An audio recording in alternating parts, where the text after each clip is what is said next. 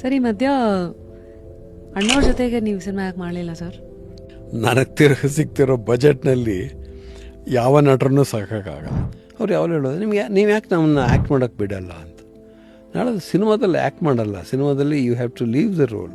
50-60ರ ದಶಕದ ಆ್ಯಕ್ಟಿಂಗ್ ನೋಡಿ, ಇವತ್ತಿನ ಆ್ಯಕ್ಟಿಂಗ್ ನೋಡಿ, ವ್ಯತ್ಯಾಸ ಗೊತ್ತಾಗತ್ತಲ್ವ. ಆವಾಗಿನ ಎಲ್ಲ ನಟರು ತಮ್ಮ ರೋಲವನ್ನು ಆರೋಪಿಸ್ಕೊಂಡು ಆ್ಯಕ್ಟ್ ಮಾಡ್ತಾಯಿದ್ರು. ಕಲ್ಪನಾ ಅವ್ರದ್ದು ತುಂಬ ಅತಿಶಯೋಕ್ತಿಯಾದಂಥ ಆ್ಯಕ್ಟ್, ವೆರಿ ಓವರ್ ಡ್ರಾಮಾ. ಅದು ಸಿನಿಮಾ ಆ್ಯಕ್ಟಿಂಗ್ ಅಲ್ವೇ ಅಲ್ಲ.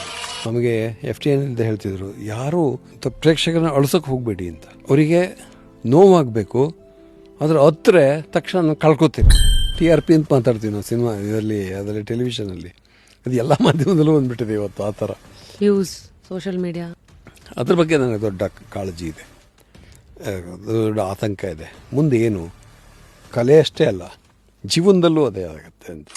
ಕ್ಯಾಮ್ರಾದ ಉದ್ದೇಶ ಹೊರಗಡೆಯಿಂದ ಎಲ್ಲೋ ತಂದು ಬ್ಯೂಟಿಯನ್ನು ಇಂಪ್ಲಾಂಟ್ ಮಾಡೋದಲ್ಲ, ಅಲ್ಲೇ ಒಳಗಡೆ ಬ್ಯೂಟಿ ಇದೆಯಲ್ಲ ಅದನ್ನು ಹುಡುಕೋದು, ಕ್ಯಾಪ್ಚರ್ ಮಾಡೋದು. ನಿಮ್ಗೆ ಆಶ್ಚರ್ಯ ಅನಿಸ್ಬೋದು, ಆವಾಗಿನ ಕಾಲದಲ್ಲೇ ನಮ್ಮ ಮನೆ ಸುಮಾರು 1000 ಪುಸ್ತಕ ಕಾಗಕ್ಕ ಗೊಬ್ಬಕ್ಕ ಸ್ಟೋರಿ ಥರ ಸಿನಿಮಾಗಳನ್ನು ನೋಡಿದರೆ ಇಷ್ಟನೇ ಆಗ್ತಿರ್ಲಿಲ್ಲ. ಇದು ಏನು ಸಿನಿಮಾಗಳು, ಇದನ್ನ ಯಾಕೆ ನೋಡಬೇಕು ಅಂತ.